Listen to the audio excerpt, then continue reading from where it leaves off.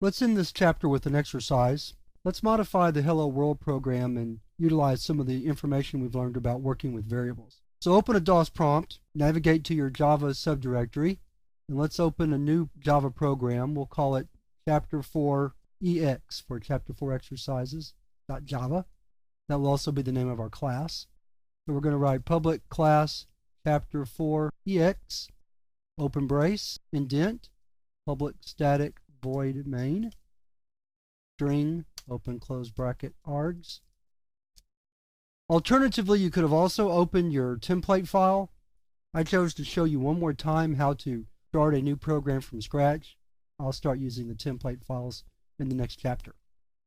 So, just as a refresher, to write hello world, we write system.out.println hello, comma, world, semicolon. Let's compile and run that program. So click File, Save.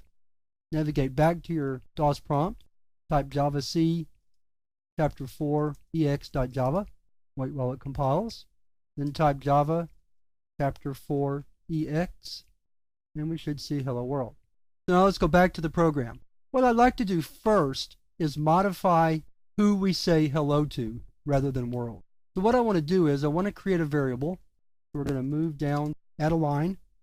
And we're going to write string name equals Bob. Then we want to get rid of world out of our string, so we're going to backspace over that, put a double quote following a space after the comma, then type a plus sign, and then type name. So what we're saying is we want to write to the system console, hello, and then whatever value is stored in name, in this case Bob. So save that file, back to the DOS window, compile the program again, then run it with the Java command, and now it says hello Bob. I left out the exclamation point, but that's okay. Maybe we aren't all that excited to say hello to Bob. Go back to our program, and let's say we want to try another name. So we're going to write an assignment statement, and this time we'll say hello to Mary, and this time we will. We're happy to see Mary, so we'll put an exclamation point, but we don't want to put it in the name, because Mary, unless she's a really, really enthusiastic person, her name is not spelled Mary exclamation point. So we want the exclamation point to come outside of the string that stores name. What I'm going to do is I'm going to copy this command, put it back in here, and then what we'll do is we'll add another plus sign and put the exclamation point outside, like so, inside its own string. Click File, Save, go back to your DOS window, compile again, run again. Now we have hello Bob and hello Mary. Now maybe we want to modify the actual greeting. Maybe we're not always saying hello. Sometimes we need to say goodbye. So let's create a variable for that. Let's go back to put it at the top, string greeting. We'll start it out with hello. Let's take the comma out of that again.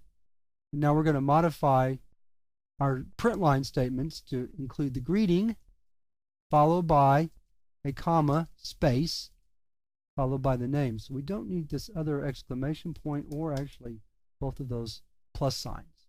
Do the same thing down below.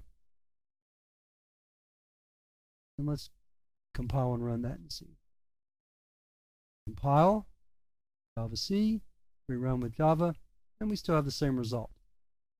So now let's modify the output by changing the greeting to goodbye, like so. Then change, I'll tell you what, let's do. I copied an old version of the system out print line. Get the more recent version of that right here. Then save it. Back to our DOS window. Let's clear the screen. It's getting a little messy.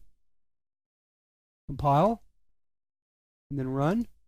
Now let me juxtapose our output with the program itself. So you see how we can modify the Hello World program to include variables for both the name of the person we're greeting and the greeting itself, and we can change it to whatever we want it to be by using variables. That's the power of variables, is to be able to change the data that's stored in them so that we're not stuck with a literal string like hello or Bob. We can modify it any way we want to. In a future chapter, I'll show you how to prompt the user to enter this data so that the program doesn't have to store it initially. We can have the user enter it as the program runs.